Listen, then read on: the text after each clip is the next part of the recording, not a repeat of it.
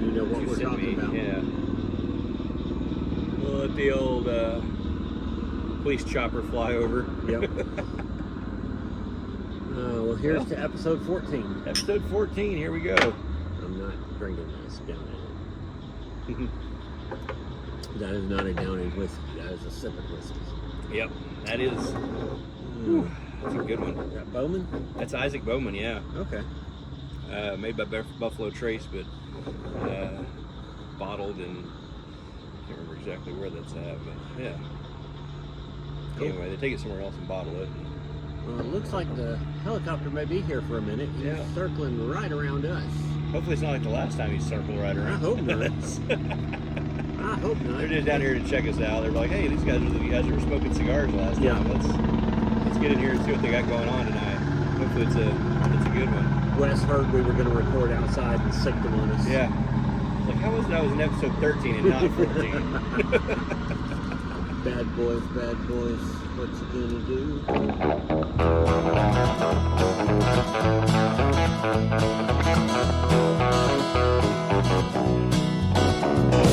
You're asking my wife how long this is. It's at least 12 inches. I think we covered that on a previous episode. Yes. Okay.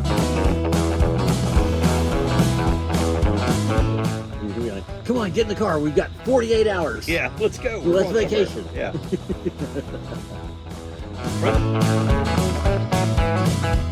Not Hollywood.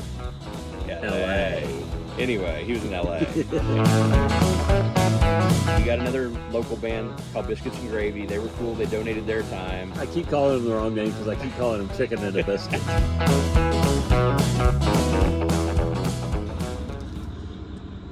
Well, welcome to the Smokey Guys. I'm CR Parsons. I am one of the Smokey Guys. And I guess I'm the other one. I'm Kevin Price. But thank you for joining us, as always. Tonight is kind of just another one of those impromptu nights where we decided it'd be a good weather out. And we already had our first audience member come by. That's right. The cops have already buzzed us. But you probably will see that in the preview to the episode that I do. Because when I edit this together, that's going to be kind of funny that they were here once again. It's like they're here every time we shoot out here. I think it seems like it here lately. Of course, you got to be careful saying shoot. Very true. Very true. Very true. Well, it's good to have you guys back with us. We hope you've been enjoying these. That last one with Wes was pretty fun. That was a lot of fun. I know he had fun doing it. Glad we got him on there. I am too. If you haven't seen that one, go check it out.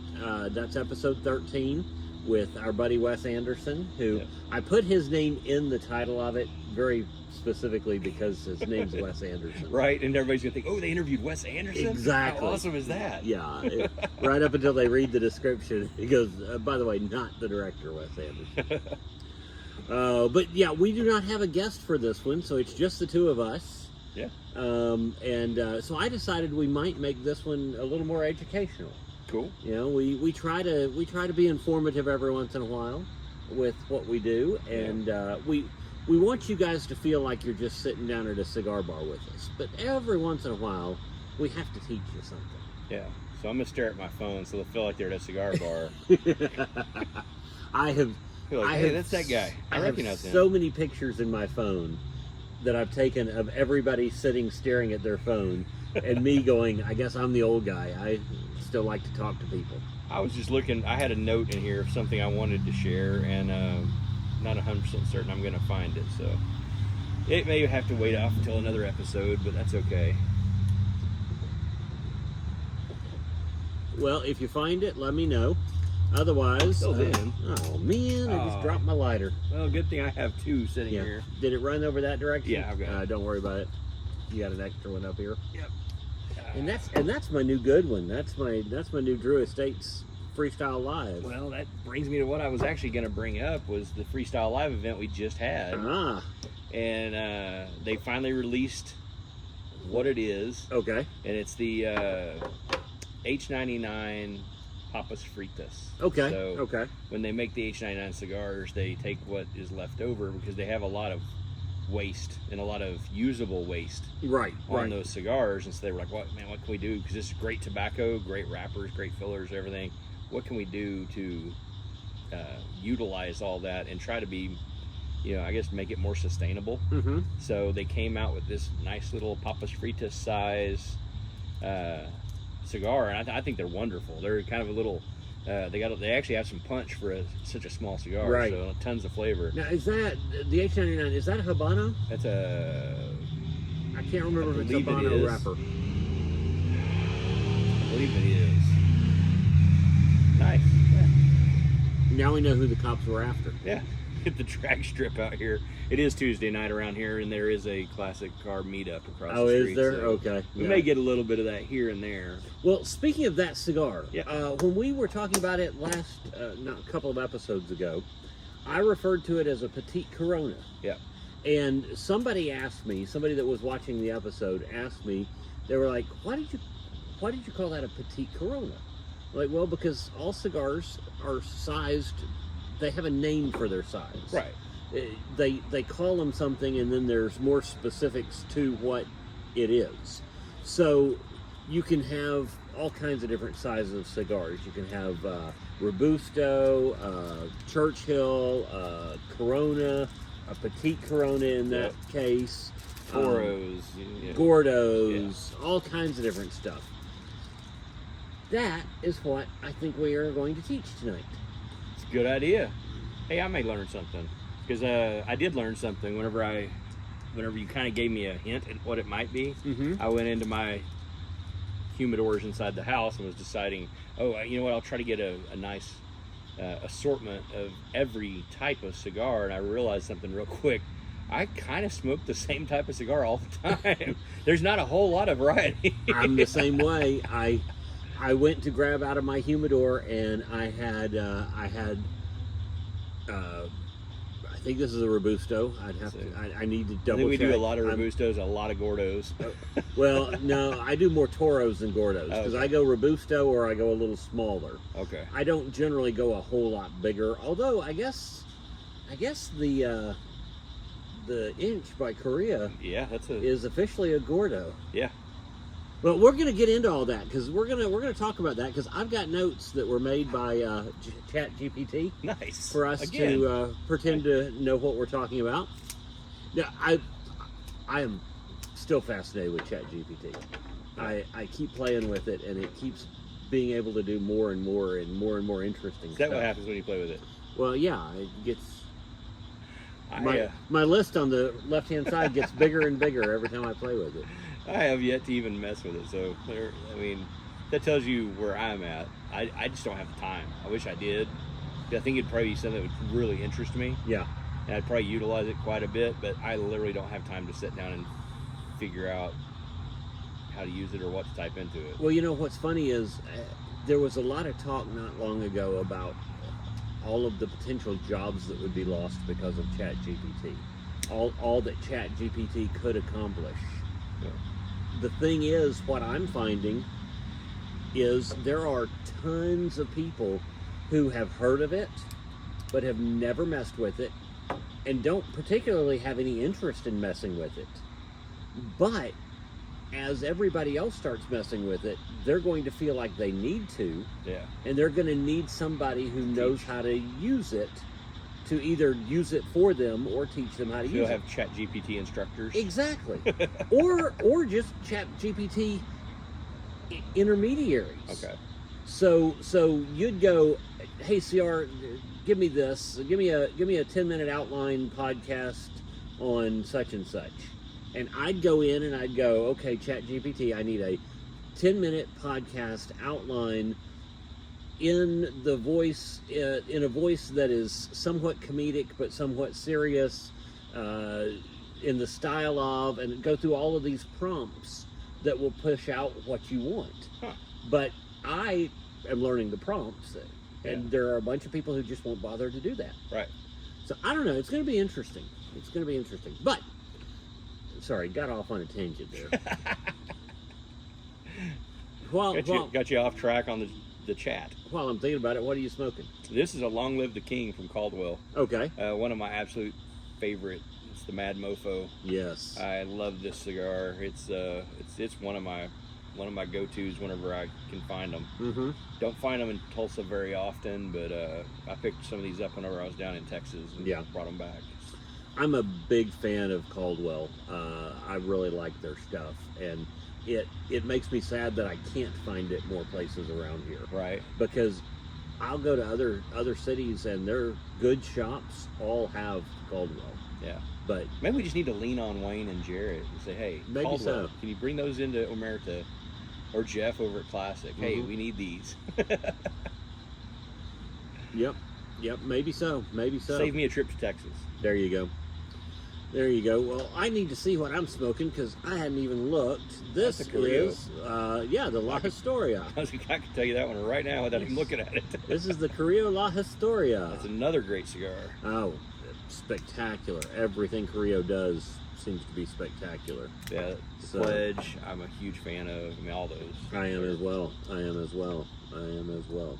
So, do you happen to know what size your cigar was as far as ring gauge and length? I believe it's a 50 or 52. Okay. So, if you're asking my wife how long this is, it's at least 12 inches. I think we covered that on a previous episode. Yes. Okay. Just making sure we stay on track here, in case anybody's watching. Luckily, she's not producing tonight, so she's not learning the truth. No, it's probably, about 6 and a half? Yeah. 6.5? That's what I would say, 6 inch. Yeah. It may even be 5 3/4. But yeah, I think. See, I judge everything by my hand because I figured out a long time ago that from the tip of my thumb to the tip of my pinky is almost exactly 9 inches. Okay. So I can judge a lot of things that way. Right. Like an LFD. Exactly. Yeah. My digger is about that long. Then being that size, being somewhere between 5, 5.5, almost 6, and in that 50 to 52 ring gauge, you're looking at something that would be called a Robusto. Okay. And I'm not even going to pretend that I'm not reading here for a moment. A Robusto is typically 5 to 5.5 inches long with a ring gauge of 50, offering a balanced and medium-bodied smoke. Now, the problem I have with that, this is why you always want to look at and edit ChatGPT, is the balanced and medium body has nothing to do with the size. Oh, never does. Nothing to do with it. It has to do with the construction. Right. Because you can have a balanced medium body cigar that's half the size or twice the size. Yeah, it doesn't matter. Yeah, that's something that Chat got wrong, but I think this is more a Toro, in my opinion. Do you? If I was guessing, well, I Toro, really this is more like a 6 inch, probably. Toro officially is about 6 inches long with a ring gauge of 50 to 52, allowing for a good balance between flavor and smoking time. So I think that's where I would place this. That may be closer to a Toro. Yeah, I think I would place that in that category. And all of these are a little bit flexible because I don't know that there is a true standardization. I think everybody just traditionally goes with these. They kind of go, okay, it's just kind of this. It's kind of that. It's close enough to this to be that. And well, that's why I like the CAO flatheads because they tell you exactly what they are. Yeah. If you get a CAO flathead 550, it's 5 inches long, 50 ring gauge. Right. If you get a 770, it's 7 inches long, 70 ring gauge. Yeah. It's a big old thing. That's the ones I smoke when I go to Missouri and play on stage. Right. It lasts me a whole show and then some. So some of your more popular sizes are your Robusto, your Churchill, which is a little longer and a little thinner, usually 7 inches long with a ring gauge of like 48 or so. Yep. Your Toro, and your Corona, which is usually a little more compact, 5.5 to 6 inches, with a smaller ring gauge of 42 to 44. Let's see what we got in here. Do you happen to have a Corona in there, you think? I think I've got something pretty close. And that's why I called that H99 that they sent us a petite Corona. That's probably more of a Lonsdale because it's longer than a Corona. Yeah. But it's got the right ring gauge potentially. That's what I was thinking. That's about the smallest ring gauge I've got, I think. Yeah. don't have anything else in there that would equal that, but about that ring gauge. Yeah, but that's what we're looking at, and maybe shorter in size. Right, and that's why I called that H99 a petite Corona, because it's not even 5 inches. It's more like four and a half. Yeah. But it's still an appropriate ring gauge. Yeah, exactly. For a Corona. And Lonsdale's not even on here. No, there's so many that aren't, but yeah. Let me tell you, if you want to go down a huge rabbit hole sometime, go look up cigar sizes and shapes. There are almost as many sizes and shapes as there are cigars. I was going to say, there's a ton of them. It's wild. I actually almost ordered a poster for my office at the house that was all of the shapes and sizes of cigars, and it is literally a poster size just full of life-size cigars. Yeah. And what their names and styles are. And even some of them, even with all of that, I knew of some that weren't on there. What if you could like 3D print a poster like that? Oh, that'd be cool. Wouldn't it? Have them in actual 3D. Have an actual 3D. Be like, okay, this is a Corona, this is a Churchill, this is, They wouldn't smoke for crap, but you know your sizing. The problem is they wouldn't smoke at all because they'd be plastic. But they'd melt. So, yeah. Yeah, they would melt instead. Yeah, you're right. They would smoke. They'd smoke a lot because they'd be plastic. Oh, you'd probably kill yourself if it's PVC vinyl. Yeah.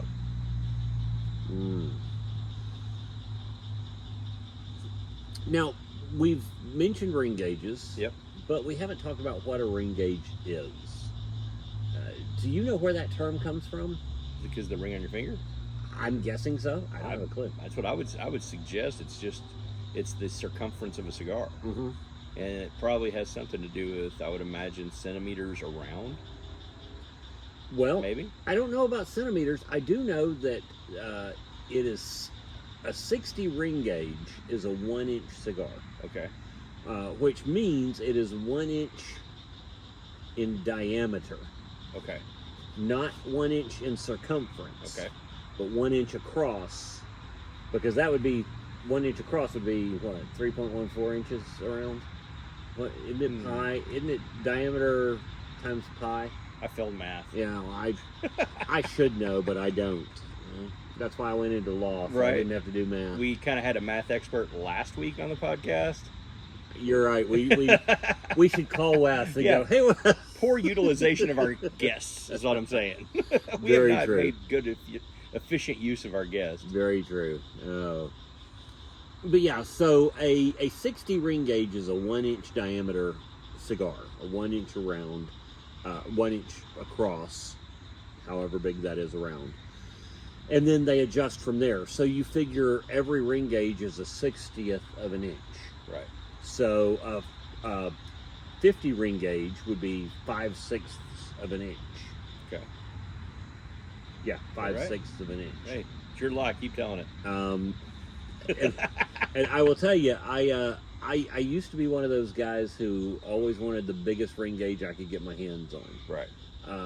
Because I don't know, somebody told me way back when that only real men smoked big cigars. Right.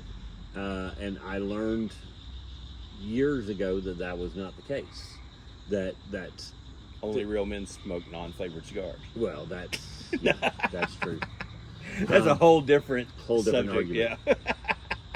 I have to say that to get at least a few viewers wound up. A few. I get to stir the pot. Yeah. So a few riled up guys who are like, "Hey, the Acid Blondie's the best-selling cigar in the country." Which I just found out, thanks to the live Freestyle Live, it has now been eclipsed by the Cuba Cuba. Oh, really? The #1 selling cigar in the United States is now the Cuba Cuba. Okay. Ask me if I care. No. Well, at least it's a darker wrapper. It's a darker, yeah, I guess so. They're inching their way toward a real cigar.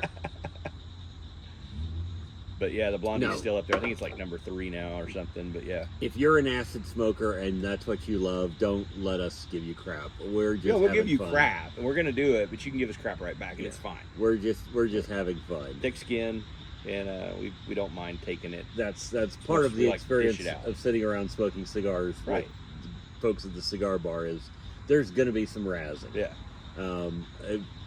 I guess you've talked a lot about hockey. I guess it's a little bit like chirping in hockey. Exactly. Except for maybe a little more friendly. Yeah, I don't know. We still drop just as many F-bombs.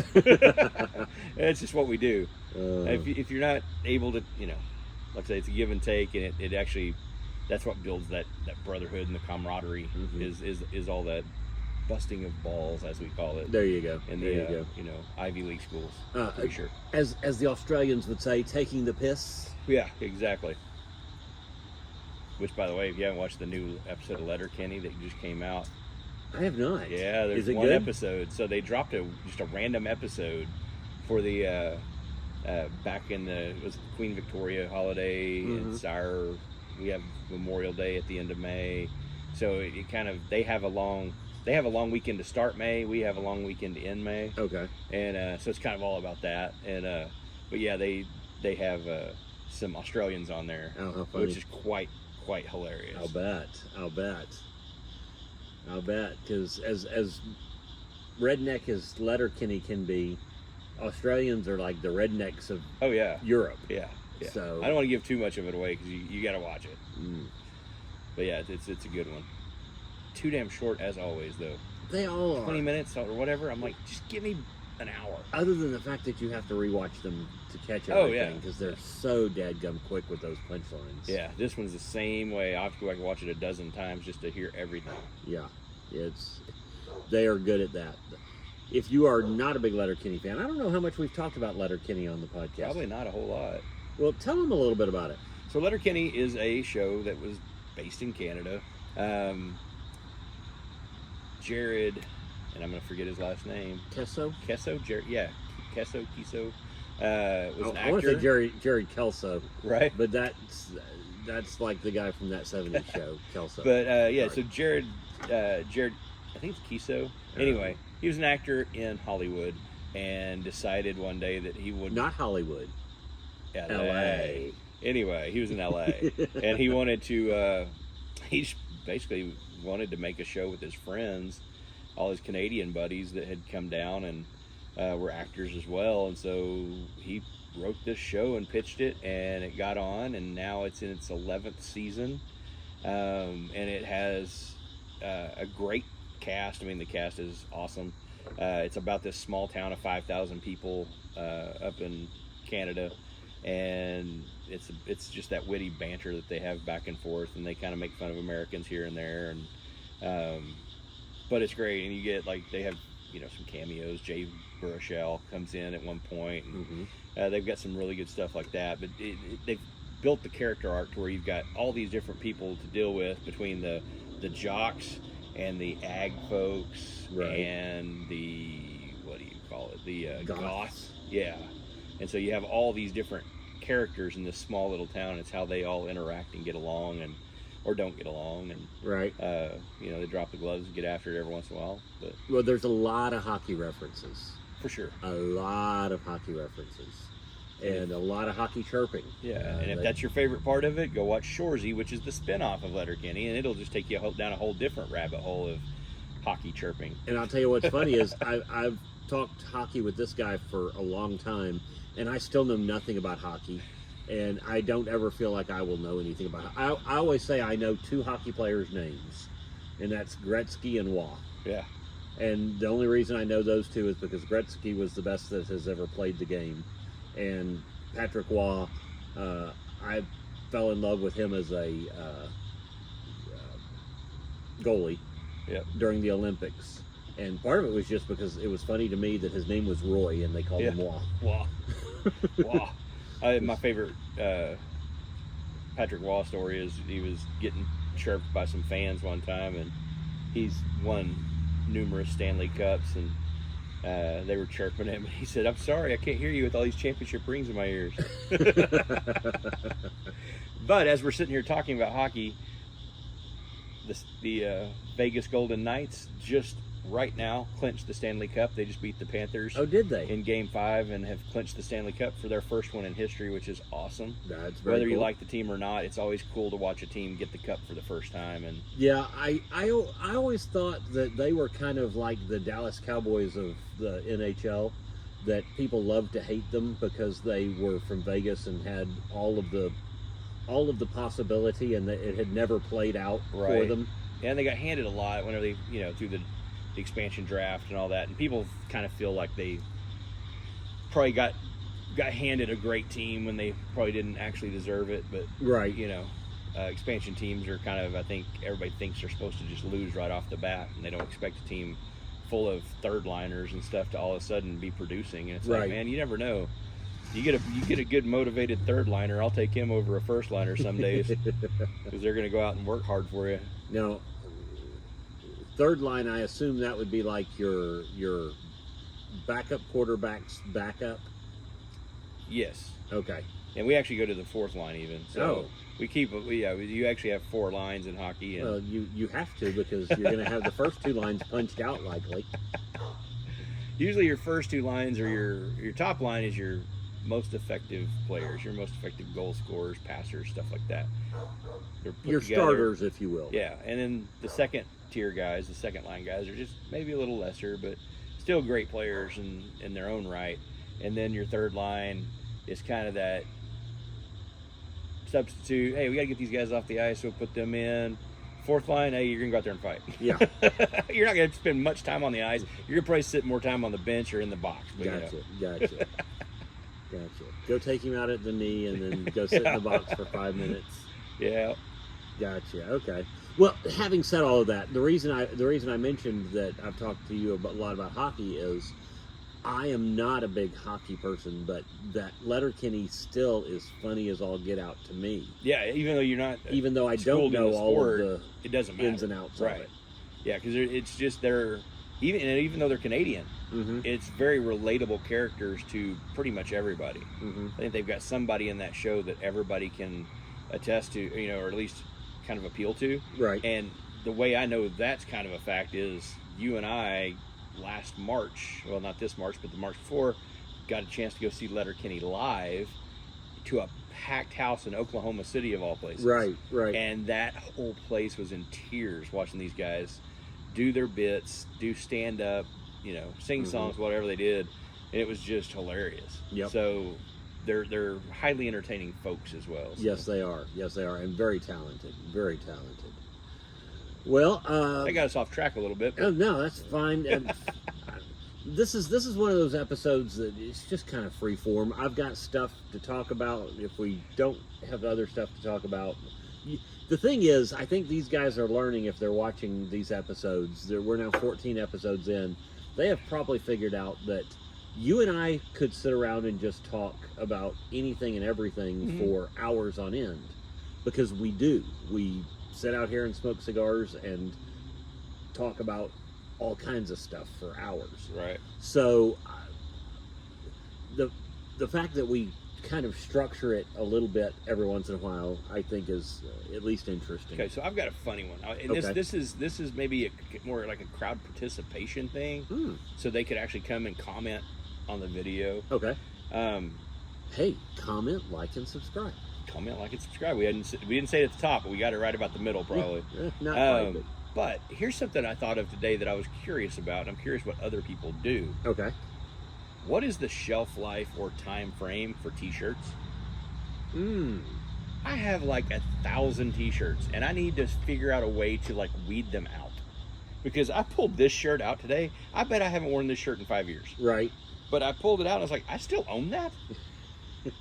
So I'm thinking, there's got to be like, what does everybody else do? I mean, because not everybody has a room full of folded t-shirts that they don't see all the time like I do, where I go in there to pick them out, and I really got to do something with it. I got to gain control. Yeah. And I have no idea where to even start. I can tell you what happens with mine, and you guys tell us what happens with yours. Yeah. I would love to see what people do. For me, my t-shirts go through a process. Now, if it were up to me, I would be a bit of a hoarder, and I would buy a t-shirt and I would wear it, and it would get stacked up, and the stacks would continue to rise until one of those t-shirts was now 50 years old, and I pull it out and I go, oh my gosh, this is from that band I saw in 1983, and now it's 40 years old and we that band is playing again, and I want to wear this to their concert, even though you're not supposed to wear the band shirts to their own concert. Exactly. But if it's a retro shirt that you've had for 30 years, you can get away with it, in my opinion. So I would just stack shirts until they were ceiling high. In reality, what happens with mine is I wear them for a while, and then slowly and inexplicably, they end up in my wife's shirt pile, where she wears them as night shirts. Okay. Because my t-shirts fit over her completely. Yeah. They're like a gown. Exactly. Yeah. And all of a sudden I will realize as I watch her come to bed one night or get up in the morning, we don't go to bed at the same time, but as I see her wearing her night shirt, I realize, oh, that's one of my shirts. That's where my frog and toad and friends went to. Exactly. And eventually it will either fall apart or wander away, get given away or whatever. Yeah. So I couldn't tell you what the lifespan of a t-shirt is, because I would keep them forever if it were me. Yeah, and that's the problem I'm running into. And you know me, it's like every concert I go to, I end up with a shirt. Mm-hmm. It seems like every time I turn around, I end up with more shirts. And I'm like, man, I've really got to figure out a way to get this under control. Yeah. So, hey, comment.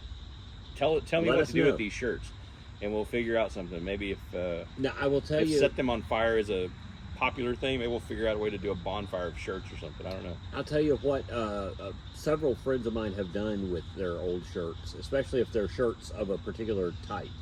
Like a buddy of mine, big Harley guy, bought a t-shirt from every Harley shop he ever stopped at. And since he rode a Harley, he stopped at all of them because the bike always needed something. Right. Yeah. I love my Harley, folks. But he had 1 million Harley t-shirts. Yeah. So he took them to somebody who cut the face out of them and turned them into a quilt. My mom actually has done that. Has she? Yeah. And maybe that's give her some of them. Very popular thing to do.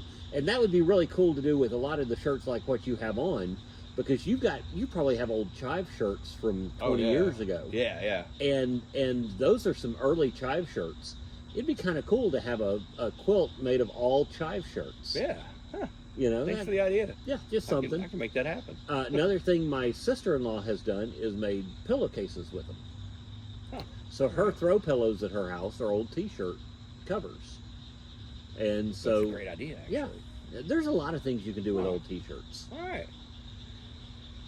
Yeah, again, I don't have time to think of these things, so I just rely on everybody else to give me great ideas. See, I can think of them, and theoretically I could even do it because I know how to sew and I know how. The problem is I don't stop and do those things. Right. I can do crafts. I just don't stop and take the time to do them. And well, I got something you can stop and take the time to do. What's that? How about if we go through and I pull out a cigar and you tell me what size and shape or whatever you think it is? I can attempt that. I'm gonna pull up my cheat sheet here, so I have that to reference. It'll get us back on track of what we're talking about. We're gonna go ahead and go with one I've already showed. Okay. This is the 601 La Bamba. I believe we may have smoked one of those on one of the episodes. Yep. So this one's gonna be a good one because it actually gives me a size. So. Limited edition. Yeah. That I'm going to guess is about a 7 by 46. 50. Oh, is it a 50? It doesn't look like a 50. It does not look like a 50. I was with you. If I'd have been guessing, I would have been right in the same range, probably a 40, 44. Yeah, so that does not put it in a Lionsdale, because Lionsdale would be much smaller ring gauge. This is actually considered a Churchill. Yeah, that would be considered a Churchill. 7-inch by 50. Yeah. So that's that one. Ooh, your favorite. This is a Tatiana. Oh, that's This is one of the flavored cigars. Yeah, that's one of those. I thought I'd throw that in there just for giggles. Yeah, that's not a real cigar, so it doesn't have a real size. It doesn't really count. I'm kidding, of course. I'm kidding, of course. How about this little guy right here? That looks to be about 4.5 inches.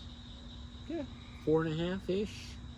On our big list, the Robusto, Churchill, Toro, and Corona, it's going to be closer to the Corona size, but I'd be willing to bet that ring gauge puts it. It's going to be a size that we haven't listed. Right. I don't know exactly what you would call that. It's a Partagas Series D. Uh-huh.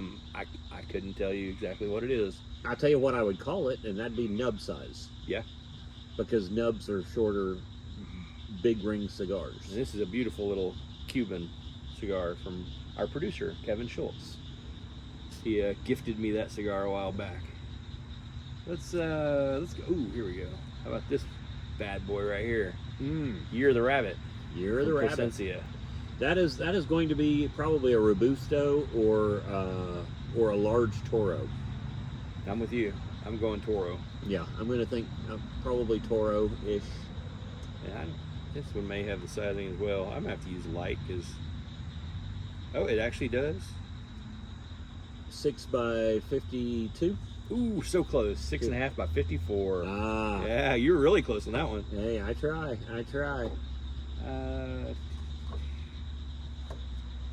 Let's go. How about this one here?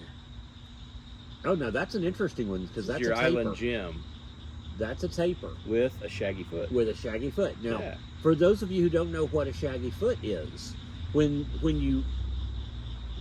you wrap a cigar, the wrapper is the outside leaf. And you've got all these leaves inside that are kind of bundled up. That's why they call them filler and binder, because they're bundled up inside, and they are generally like put in a frame and squeezed to maintain that shape, and then you wrap it. Well, if you leave part of that binder and filler out of the final wrapper, you get what they call a shaggy foot. And it's literally just the tobacco that's still loose. A lot of people really like those because they are really easy to light Right. and get a consistent burn. A well-wrapped end of a cigar, you have to work to make sure you get a good burn all the way around Coasting for the it to foot, burn evenly. Yeah. A shaggy foot, if you get it Typically. lit, it's probably going to center itself by the time it gets down to that wrapper. Right. And this is a Island Gem from Oscar, one of our favorite companies that we smoke cigars from. All right, so now we're gonna get kind of into the fun stuff. Actually, we'll go with one more regular, and then I'll make it fun. Let's see. This one here is the Devil's Hand, Devil's Hand. Esteban.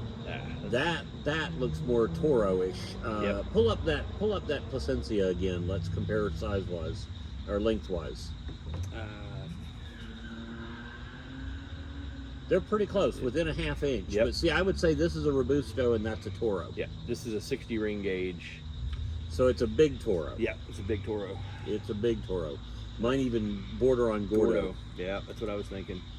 All right, so since I'm going up in size. That's a specialty. This is a specialty, and we're going to get into some specialties now. Yeah, we'll talk about specialties here in a few minutes. This one, you're not going to be able to see it real well, I don't think, but it's a hexagon. Yep. So the whole cigar has perfect sides in a hexagon all the way around. If you've ever heard of a box press, what that means is that the frame that I was talking about, that they put the binder and filler in to shape it, is literally square. It's box shaped. This is a hexagon shape. Yep. So it's just the shape of the form that they use to make it. But because of that, that's a very unique shape and a very unique wrapper, because the person who wraps that has to have the skill and knowledge to maintain those sides and to get them nice and smooth. Yeah, I can't even imagine trying to pull that off. But it's a 6x60. Okay. Now the fun begins. Let's go to this. Another 601 La Bamba. Mm-hmm. This actually happens to be my favorite La Bamba that they came out with. It's the Warhead. Yeah. And it is the Warhead 6, I believe. Yep, Warhead 6. That one is going to be a petite perfecto, I believe is what you're going to call that. Yeah. Because it is tapered on both ends. Yep.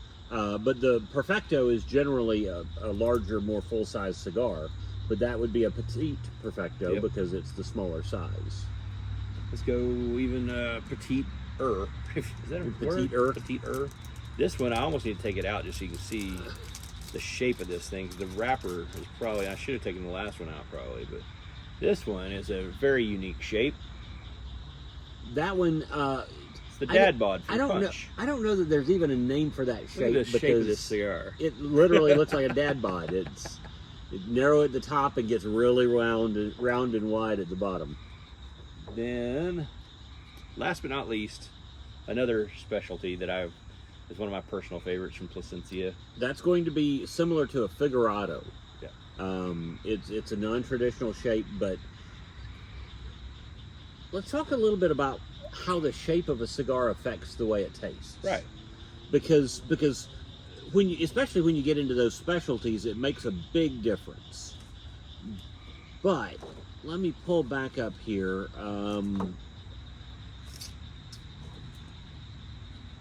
Okay, the Robusto, which is your what I would call a standard. Yeah. Robustos are fairly common and what most people seem to like. It says here that it generally offers an easy draw and even burn due to its balanced proportions. Not real hard to keep lit. There's plenty of tobacco there. You can sit and talk for a minute and just pull on it every minute or so, and you're still going to get a good draw out of it, and your fire's not going to go out.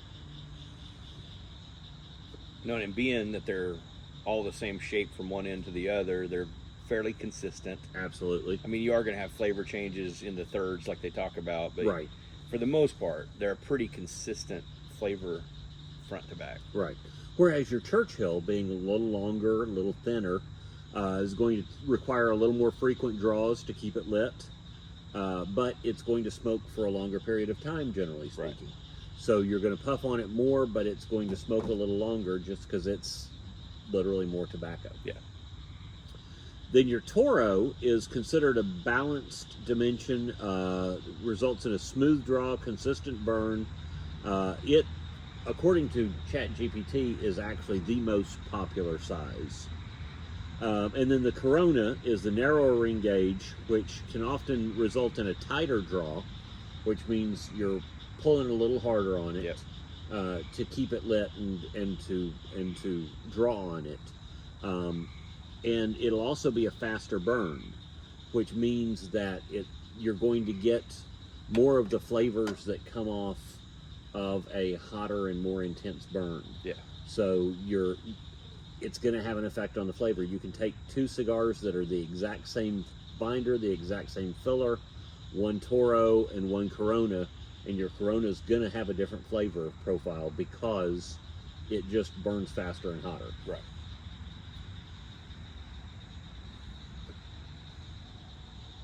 Now, Something I was going to say about the specialties. go ahead. They are, I believe, unless I'm mistaken, they are sized by their widest point. Oh yeah. On those. That's so the ring gauge like they give. the Solomon, which is one of the Placencias I just showed, that was kind of that double taper. Mm-hmm. It's considered a 7x60. Okay. Well, the majority of that cigar is not a 60 ring gauge. Right. I think it's just at its widest point, it's considered a 60 ring gauge. So that's what they go with. That makes sense. But that makes sense. It says here that cigars can vary from petite Coronas, about 4 inches, to double Coronas, which can be 7.5 inches or even longer. yeah. We know they can get even longer because we have one that's even longer. Yes, we do.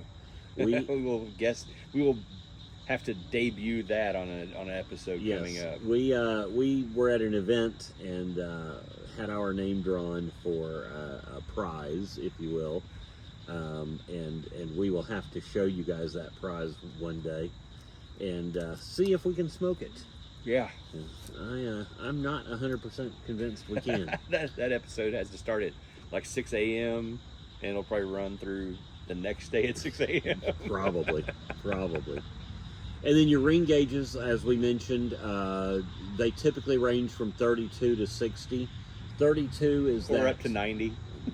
They can, absolutely. That 32 is a very small ring gauge. It is. That's for your Lanceros and stuff like that. And Lanceros, I used to never smoke a Lancero because it was so thin. It felt more like a cigarette than a cigar. Even though they're generally longer, they're generally 7 inches or more. That it feels so small. But once I started smoking them, the amount of wrapper to filler is so dramatic that a lot of your flavor in your cigar comes from the wrapper, because that's usually your best leaf, and that's selected from the perfect part of the plant for that flavor. The amount of wrapper compared to the amount of filler on a Lancero is way off from truly balanced. Right. And so you get a lot of that flavor, and they're really great cigars. Yeah. And what's funny is I didn't smoke a Lancero for a long time. Mm-hmm. And one day we were downtown at Classic, and Jeff down there was like, "Hey, we got this the Aladino." He said, "We just got in this Lancero, and I think it's not a Maduro wrapper. Probably a natural. Or is it a Corojo? I can't remember. Anyway, it was a darker wrappered Lancero. Yeah. And he's like, man, I really just feel like this is one of the best cigars that they've come out with in a long time. And I know it's definitely not your ring gauge, but I think you really ought to try one of these. So I sat at the bar and had one, and I was just like, oh my gosh, what a great cigar. Mm-hmm. And then shortly after, I was over at Omerta, and Wayne had a Lancero come in from, I cannot remember who. It may have been Black Label. Yeah, Anyway, it was that Black Label with the little bat on the... Yeah, phenomenal Lancero. So that kind of got me into experimenting with those more. So now it's like, I'm either smoking like a 32 or I'm smoking a 60. Right. There's not a lot in between with me. I don't get into the 40s apparently. I'm not much into the 40s either. I like to go either 32 or less, or 50 or more. Well,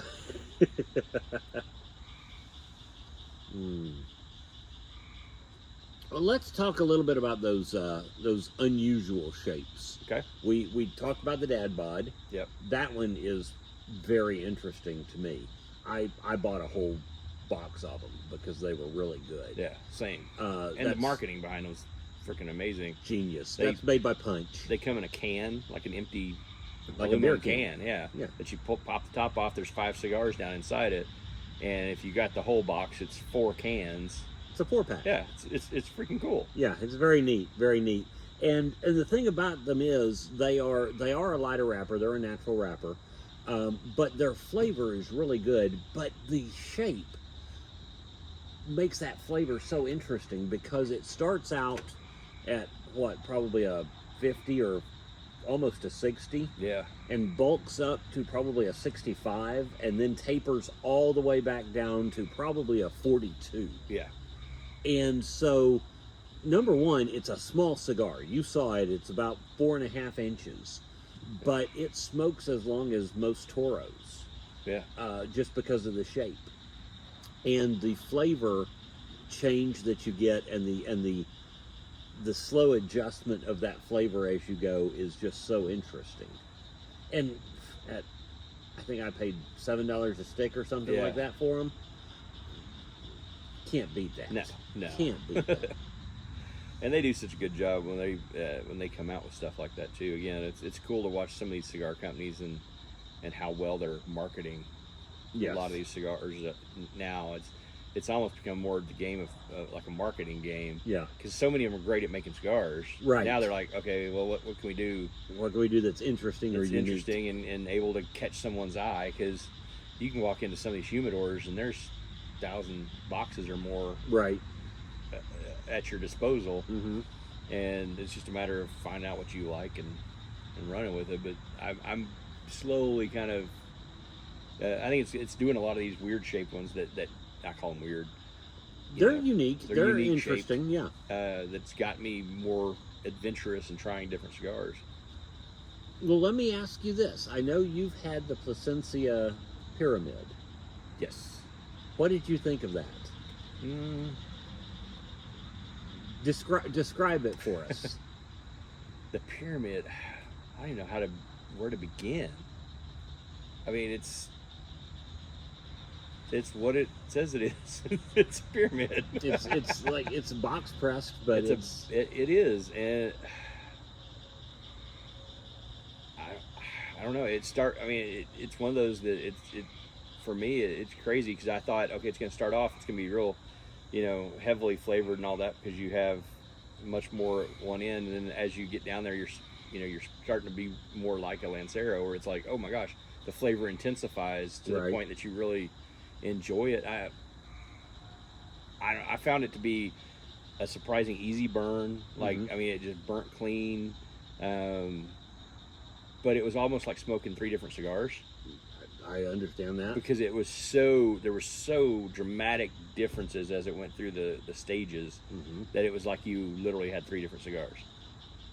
Now, have you smoked that egg? Have you seen the egg? I mean, the egg is... I smoked an egg. Okay. After the Egg Bowl. All right. The old Mississippi State game is called the Egg Bowl, and I was in Oxford, and I was having a cigar the day before the game. That was when I ran into Phil. Oh yeah, Phil Lodeholt. Yeah. Yeah. I can never say his last name. What is it? Lodeholt. Yeah, he played for Oklahoma in college. Then he went to the Minnesota Vikings, and now he is. He was coaching. And he went down. He was coaching at Ole Miss. At Ole Miss. Now he's at OU, and returned home. But a heck of a cigar smoker and a great whiskey guy.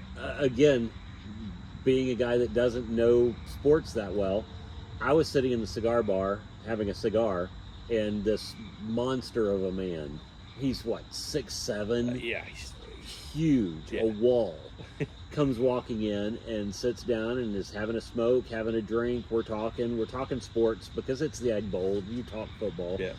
And I can talk enough football to carry on a conversation. But as we're talking, I, of course, go, well, I assume you played, where did you play college ball? And he said, OU. And I'm like, oh, I'm from Oklahoma. And we got into a whole conversation. But I think he thought it was funny that I had no clue who he was. Yeah. Because I guarantee he does not walk into many rooms where there are football fans who don't know who he is. Right. So when you're a starting offensive lineman protecting a quarterback, football fans just know. And your name gets said a lot. Yeah. So for good or bad. Exactly. For him, it was always good. Right. The guy was amazing. Yeah. But so I was there for the game. We went down to Starkville, went to the game, and they had a couple of eggs there at the shop specifically for the Egg Bowl. Right. They order them in for the Egg Bowl. And so after the game the next night, I went and bought one to smoke it because we won the Egg Bowl. That was weird. I bet. That is the weirdest shaped cigar. It's literally an egg. I mean, it's this hunk of a... It's like smoking a baseball. It really is. It really is. Now, it's got a taper on the back end, so you don't have to get your mouth around the thickest part of it. But it was very interesting. Weird smoke. Yeah. Weird smoke. I mean, it smoked evenly, but it was just very odd. Very odd. I can imagine. Again, I don't know. I can't fathom having a burn spot, that big. Well, the thing was, I mean, the whole cigar is only about 3.5 inches long. And so you're like, okay, I know how cigars burn. This is going to be an hour smoke at most. No. You'd puff on that thing and you'd pull on it for 20 minutes and you'd have a third of the ash that I have here. Yeah. On that big old hunk of tobacco. It was interesting. It would be interesting to see how, because I understand, when you taper both ends and you light the tapered end that you're supposed to, it should burn and expand out and have no problems. Did you find that with the egg? Because that would be my concern, is that you're going to get some sort of canoeing or some type of... I had zero canoeing problem. Wow. And only thing I can figure is that is so much tobacco that as long as you're keeping it lit, it's going to burn evenly because it's so much thick tobacco through there that it just wants to burn evenly. Okay. It has to be. I was just trying to figure out how the air drawing through it. Are you able? It just seems weird that you would be able to pull air from, say, here down into that. It was, and it make it so. The funny thing was, it pulled very similar to a regular cigar.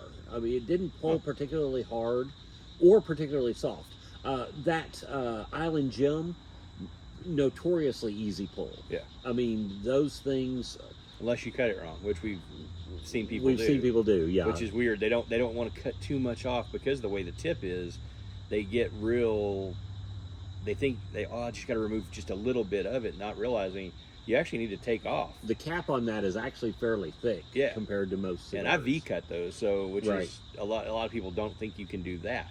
Yeah. But actually, that to me makes it smoke better. Sure. But yeah, those Island Gems are notoriously easy smokes. They pull really easy. It's almost just like breathing in. Yeah. Although you don't breathe in. Yeah. But that's how easy it pulls. Yeah. The egg pulled harder than that, which surprised me. I expected when it got to that thickest part that it would just be air. Yeah. But no, it pulled fairly consistently all the way through. It was interesting. Very cool. I'm trying to think if there were any other really.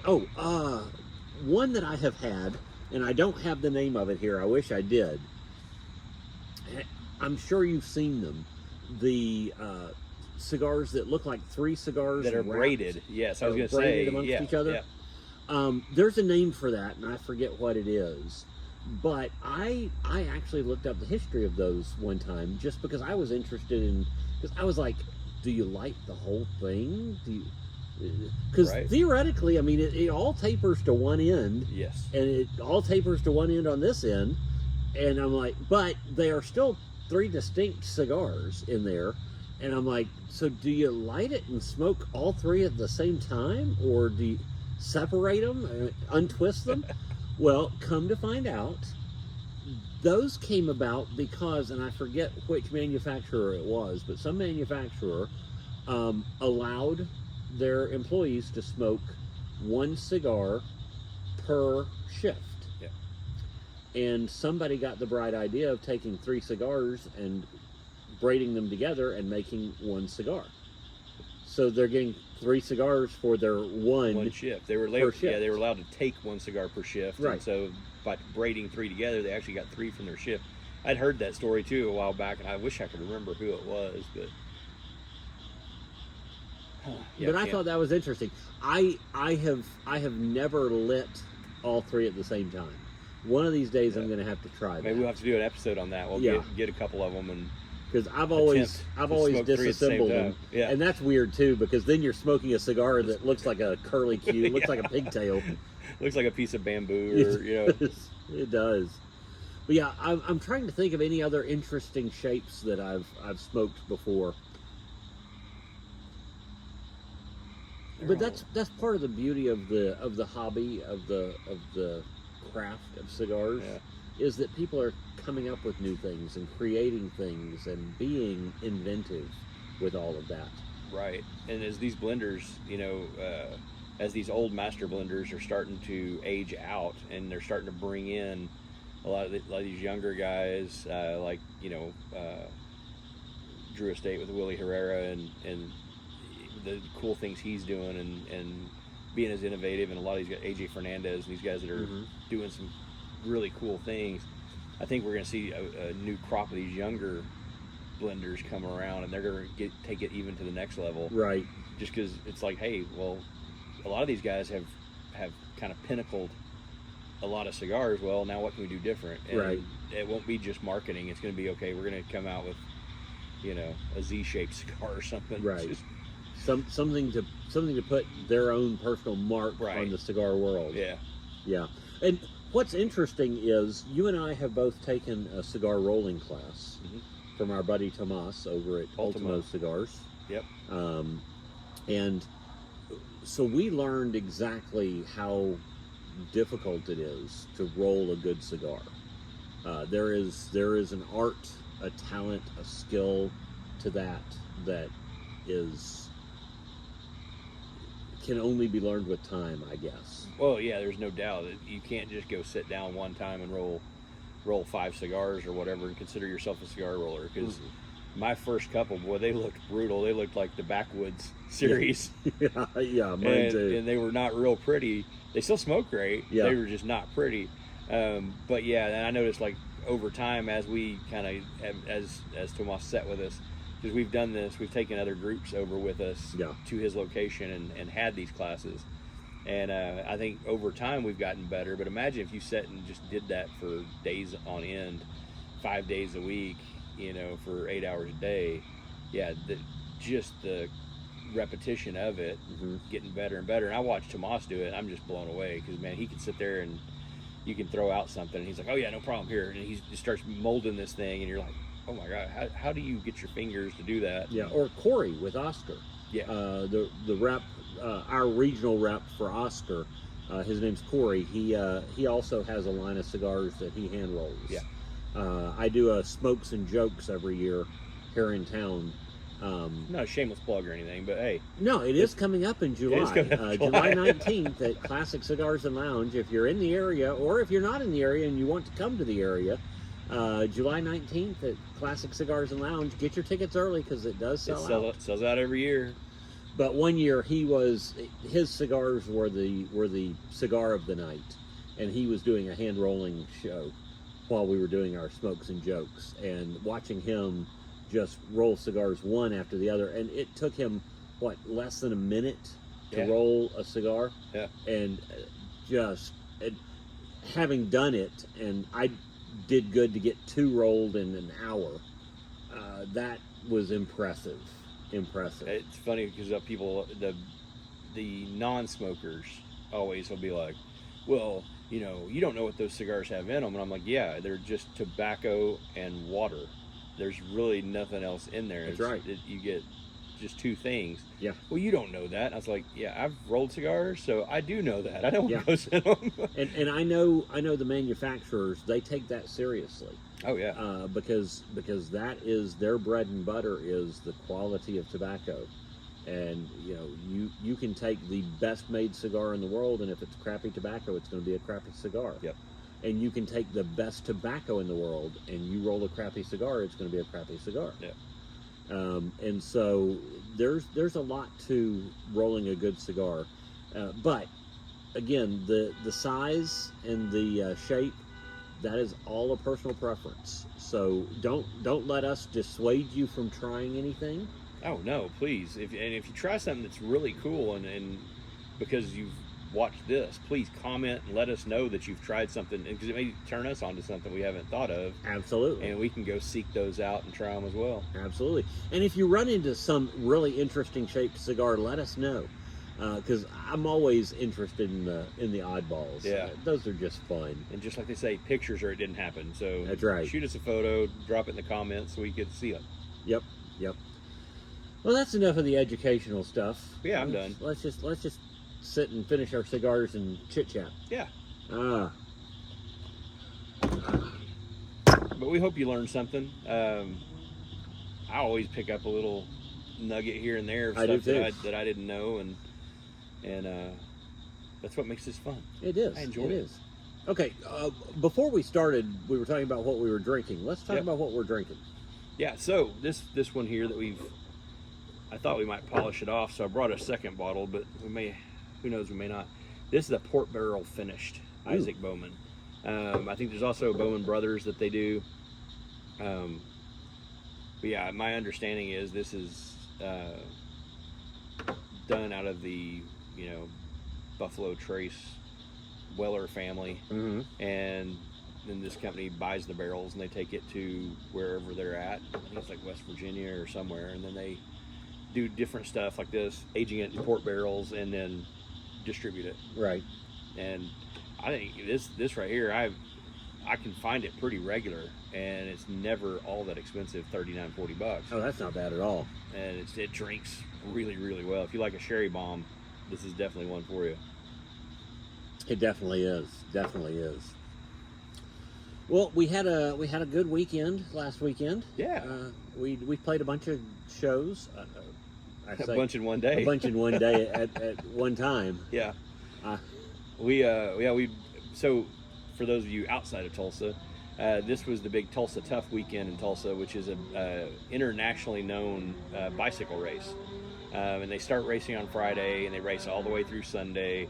Different races here and there, and some are 100 miles. Yeah, the Sunday is a 100-mile run. There's some big ones. But the Friday crits that they have are very cool. They're downtown, and they lay out this real cool pattern, if you almost will. figure 8 pattern, and it's almost like speed runs. I mean, they're flying down through there. Yeah, and they've got the whole, you got fast cars running out front, like a pace car, kind of clearing the area, and then these guys come flying by. Like, I think the big one was like 110 racers all at once, which is a lot of bicycles all crammed together. Yeah, it is. And when I say bicycles, I'm not talking about your Huffies and your Schwinn's. These things are $10,000, $15,000 bikes, specialized and Cannondales, and some that I don't even know the name. But we have racers from all over the world come in for this, which is really cool. That Tulsa has got an event. Well, I guess we have a lot of them. We do have quite a few events, but this one in particular has become a monster event that we see teams from all over coming in. The team next to our little place that we staked out to watch some of the Friday crits was they were from Miami, Florida. Yeah. And then another team that was on the other side of us, they were from Los Angeles. I met a team from Brazil last year. Yeah. And I've met a team from Argentina. I'm trying to remember where else. All over Europe. I've met riders from all over Europe that come to Tulsa, of all places. And because of it, we have put in bike lanes all over the place. So there's tons of bike lanes in Tulsa. So if you're a biker, bicyclist, yes. So yeah, if you're into bicycles, Tulsa's a great place to come and hang out. And I guess it kind of caps off with the party of the year, which is Crybaby Hill. I've actually never been. Oh, have you not? Never done Crybaby Hill. See, I started doing Crybaby Hill early on, and I've now kind of aged out of Crybaby Hill because I'm too old and too fat to walk up and down that hill and be as drunk as you usually are on Crybaby Hill. Crybaby Hill is interesting. It's a party. It's like Mardi Gras for a block and a half, and there's always a theme every year, and everybody dresses up or dresses down, if you will. Yeah. There's a lot of people who wear very little to Crybaby Hill. Yeah. Well, it's always like 1,000 degrees, it seems like, too. Even when it's only like, I think this year was what, 85? Yeah, this year was one of the nicer years. It's humid as all get out. Yeah, I mean, it was just crazy. But yeah, that's kind of what went on this weekend. And then we had to take off early on Friday because we got called out to play a show that ended up not happening because we were downtown where all the races were running. We got asked to come out and play a show out at the Tulsa Motor Speedway or Tulsa Raceway. It's not Motor Speedway. Yeah, Tulsa Raceway. Tulsa Raceway. And we leave downtown and it's perfect. Temperature's awesome. Everything's great. We drive the 5 miles out there and it is raining like a cow peeing on a flat rock. Yep. I mean, it is absolutely a steady downpour. And if you looked at the radar, the clouds were literally over the racetrack. And just hovering there. Every radar prediction said that it was going to stop about an hour before we were supposed to start playing. Yeah. And so we expected it to pour for a while, stop, then finish the races, and then us play. And it just kept raining and kept raining and kept raining until they finally just canceled everything. And the funniest part was when we finally bailed, we finally got the call and said, that's it, we're going to have to cancel. And so we head back, and 3 miles down the road, there was literally a line across the highway, and the rain was on this side, and it was nothing on the other side. Perfectly dry, like it never. That's Oklahoma for you. It is. I years ago, my son was playing baseball over in Jenks, which is a suburb of Tulsa, and we lived 3 miles from the baseball diamond. And there was one night for one of his Little League games, he was supposed to have a game, and it was just pouring rain. And so we didn't even bother to suit him up or take him. It was pouring rain. We knew the game was canceled. About 20 minutes before game time, we get a call from the coach going, "Where's Wyatt?" Because Wyatt was a really good player, and so the coach didn't want to be without him. And we're like, "It's pouring down rain. What do you mean, where's Wyatt?" And he goes, "It's not raining here." 3 miles down the road, it was dry as a bone. And so, just, you got to love Oklahoma weather. Oh, yeah. Just give it 5 minutes, it'll change. Yeah. Well, or it'll stay the same and just keep raining like it's not supposed to. Exactly. Well, then on Saturday, we got a chance to do something that we premiered here on the show that we were going to be doing, but it escalated a little bit bigger than we thought it was going to be. Yes, because we were sitting around and we were having a drink and having a smoke, and we had this bright idea that instead of putting one stage together for this benefit, so we were doing the benefit for Harrison Mosby. It's called Harrison Tough, and originally Marshall Brewing stepped up and said, hey, you can use our facility. Well, then the brewery next door said, well, we'll donate our facility as well. And we were trying to figure out, well, how is one band going to cover two breweries, right, and make sure that both locations had music and entertainment for people to hang out and raise money. And so, like I say, we had a bright idea. It's like, well, what if we set up two stages and play on both? And we got another local band called Biscuits and Gravy. They were cool. They donated their time. I keep calling them the wrong name because I keep calling them Chicken and a Biscuit. Because that seems... Chris and Jeremy and those guys and Kyle, they were great. They were cool. And but we had this wild idea. We're like, okay, so we'll put two stages together. So we literally took all of our sound equipment down there and split it up and put it between the two locations. And one of us played at one location for 2 hours, and then we flip-flopped. Right. And so each band got to play at both breweries.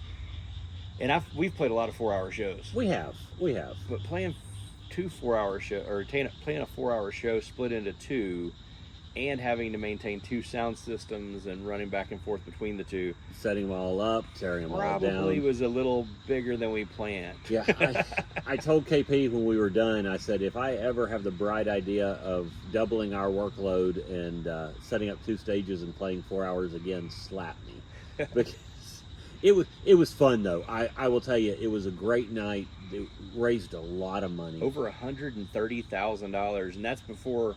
We haven't even done the online auction yet. We've got like a whole warehouse full of donated items that we're going to do an online auction, or they're going to do an online auction. The Tulsa firefighters are the benevolent fund. So at some point we'll put that into the comments too. Absolutely. Because there's some really cool stuff. I know of a couple of items that I'm kind of probably going to have my eye on. Coach Barry Switzer from Oklahoma, he signed a football and donated that. But he also drew out the first play of Super Bowl 30 when he was head coach of the Dallas Cowboys. He drew out the first play and signed it on a kind of a big square, I don't know. Like a whiteboard, only more permanent. Yeah. So he drew that all out. So I'm anxious to see what all this stuff goes for and how much we can continue to raise that up and get that money to where it belongs. And it'll be pretty awesome. I tell you, one of the funniest things about the night though was our drummer. He at one point he looked at me and he goes, "There are more hot girls out here than I have ever seen anywhere." And I was just like, "Dude, firemen in uniforms. What can you say?" I mean, I was gonna say that's why the fire calendar sells out every year. Exactly. You want to know what the draw was? It was them. It was definitely the firemen and not us. Not us. But it was a great night, great weekend. It was a lot of fun. I had a blast, and I think if everything works out right, we may try to make it an annual event where we raise money for the Firefighters Benevolent Fund, and that would be great. Try to do this every year and take care of those guys, because like I've always said, those are the guys running into a situation that the rest of us are running from. Yep. And to be able to support those guys whenever they're in need is something near and dear to our hearts. So. Absolutely. Well, and we know a lot of folks around the fire department. My wife's ex-husband, the father of my two boys, is a retired fireman. He worked for Tulsa Fire Department his whole career. So, and the coach I was talking about that was calling about Wyatt, he was a fireman, and so we knew him. And then our buddy Alan Hancock is currently a Tulsa fireman, right? And I've known Alan since he was a little kid, and so we got a lot of connections with the fire department. Oh, for sure. And then Harrison, the guy that we were actually raising money for this time, Marshall Brewing stepped up because the building next to them that was attached to the brewery caught fire. Mm-hmm. And he was one of the firemen that ran in there and helped save the whole place. Yep. I mean, they had a minimal damage to the tap room, but I mean, it could have been a whole lot worse. Whole lot worse. And thanks to those guys coming in as fast as they did and taking care of it, Marshall is still there today, and you're able to go in there and have beers and hang out and in a great location. And so I know they were real big on this event, and it was cool. I like I said, I'd love to do it again. Absolutely. So what you got coming up? You got anything big? I've got a bunch of comedy shows this weekend. I'm doing one at the New Orleans Theater over in Broken Arrow, and then I am doing one Saturday night called Saving Throw. That's a neat show. If you're ever in the Tulsa area and you get a chance to catch that one, do. Is that the one over at Tipton's or Yes. Pippin's Tap Room? Pippin's Tap Room. Yeah, Pippin's. Yeah, it's Tippin's, that's the place that used to do pies. Yeah, it's a D&D Dungeons and Dragons based comedy show. Okay. So each comedian rolls a D20 for either a benefit or a damage, and they have to perform using that either benefit or damage. The last time I did the show, I had to do part of my set while having a sword fight with a gremlin. Then I had to do part of my set. I forget what the official damage was called, but I had to open an Amazon package and use whatever was inside, and what was inside was a gas mask. So, okay, if you can imagine, as weird as my voice sounds in natural form, trying to talk through a gas mask was really interesting. But it's a lot of fun. It's all kinds of weird things, that benefits and damages that happen to people, and it's fun to watch comedians who are comfortable with what they do being put in an uncomfortable situation. And you say that's Saturday night, you say? Yes, You know, our band has a gig on Saturday night. I know that now. I've been very proud of my professionalism and not double booking stuff. But this Saturday was a mistake, and I accidentally double booked. I had been asked to do the comedy show, and I had agreed to do it, and I guess I didn't get it on my calendar quick enough. And you had messaged about the show that we're doing Saturday night. So they're going to do the first set without me, and then I will join them for the second be baseless. set. That's right. But no, that's coming up this weekend, which all that stuff will happen before this episode comes out. Yeah.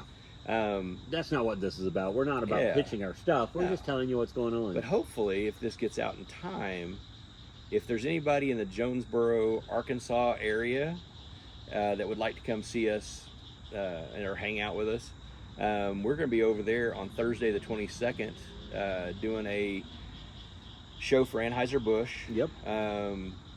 We've got some other things in the works that I'm sure if you followed us on social media, you'll be able to find whatever we end up working out. It may just be a hang at a brewery or something. Right. But it'd be cool to meet some of you guys if you're out in that area and want to hang out. If there is a cigar shop in Jonesboro, let us know. I'm sure we'll find out between now and then. But if there is one and you know about it, let us know. We'll meet you there. Yeah. I'll even buy you a cigar. I'll go that far. Nice. I'll even buy them a cigar if they'll tell us where the cigar shop is. I'll even let you buy them a cigar. That's gonna be awesome. But yeah, we'd love to see some of you guys. But we're gonna be in Jonesboro, and then we've got a pretty full calendar through at least August. I would say end of July, early August. It's a good problem to have. We were looking at trying to take a family vacation, and the calendar filled up before I got anything booked, so I don't know exactly what we're going to do this year. I'm sure my kids are not going to be happy about that, but you're going to be like, come on, get in the car. We've got 48 hours. Yeah, let's go. Let's vacation. Yeah.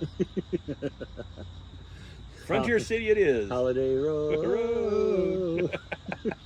Luckily, I don't sing that well enough to get a copyright strike. We go into Wally World. Well, thank you for joining us. It's been fun. I hope you learned something.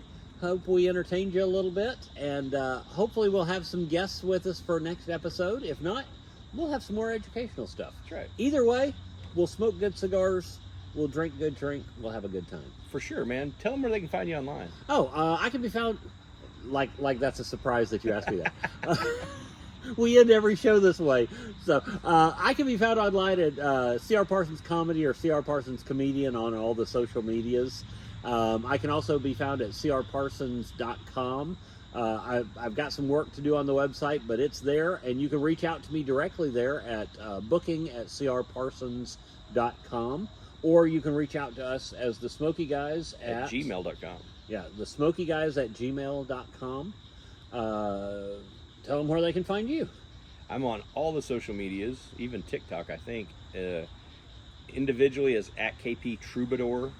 Or if you want to follow the whole band stuff, we're at Kevin Price Band on all the social media sites. That's the easiest way to find us anyway. And I think that's about it. I don't really have anywhere else you can find me except at a cigar bar near you. Yeah, really. Chances are. But you could do us a big favor. Like and subscribe. Comment in the sections below. Do all that stuff. Hit the little bell so you get notifications when new episodes come up. Like I said, I'm going to try to be consistent about it, but I'm editing all these things and I'm not always that consistent. And we're trying different upload styles, trying to improve the video quality and audio quality of it to make it great for everybody. But until then, stay smoky. smoky.